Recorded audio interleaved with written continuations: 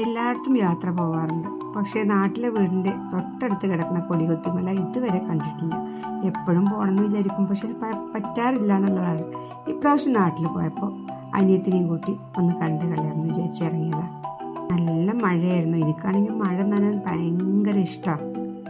വണ്ടി നിർത്തിയിട്ട് കുറേ നടക്കാനുണ്ട്. ആദ്യം പറഞ്ഞ് കുറച്ചേ ഉണ്ടാവുള്ളൂ എന്ന് വിചാരിച്ചിട്ട് ഞങ്ങൾ അങ്ങനെ പോയതാണ്. പോയിട്ട് എത്തണില്ല, ഒരുപാട് നടക്കാനുണ്ടായിരുന്നു. പോണ വഴി നല്ല കോടയൊക്കെ ഉണ്ടായിരുന്നു.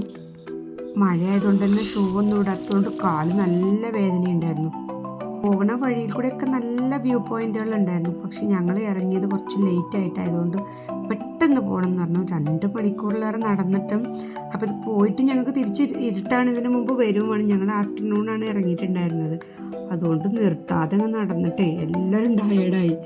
തിരിച്ചു വരുന്നവരോടൊക്കെ ഞങ്ങൾ ചോദിക്കുന്നുണ്ടായിരുന്നു, അവിടെ പോയിട്ട് എന്തെങ്കിലും കാണാനുണ്ടോ, അതോ ഈ പോണ വഴി പോലെ തന്നെയുള്ളോ എന്ന് പറഞ്ഞപ്പോൾ പൊക്കോ കുറച്ചുള്ളൂ, ഒരു 2 കിലോമീറ്റർ ഉള്ളൂ, ഒരു കിലോമീറ്റർ ഉള്ളൂ എന്നൊക്കെ പറഞ്ഞ് ഞങ്ങളങ്ങനെ ഇതാക്കി. അവസാനം ഫൈനൽ ഡെസ്റ്റിനേഷനിലെത്തിയതിൻ്റെ സന്തോഷമാണ് കാണുന്നത് എല്ലാവർക്കും. അത്രയും ദൂരം നടന്നിട്ടുണ്ട്. എത്ര കിലോമീറ്റർ ഉണ്ടെന്ന് ചോദിച്ചാൽ ഞാനത് നോക്കിയില്ല. നല്ല 6-7 കിലോമീറ്ററൊക്കെ ഉണ്ടാവും എന്ന് തോന്നണത്. എന്തിനാണ് ഇത്രയും നടന്നതെന്ന് വിചാരിച്ചിരിക്കുകയായിരുന്നു. ഇവിടെ നടന്നതിൻ്റെ ഫൈനലിൽ എത്തിയപ്പോഴാണ് മനസ്സിലായത്. അടിപൊളി വ്യൂ, അതിൻ്റെ പുറത്ത് ഭയങ്കര കാറ്റ്.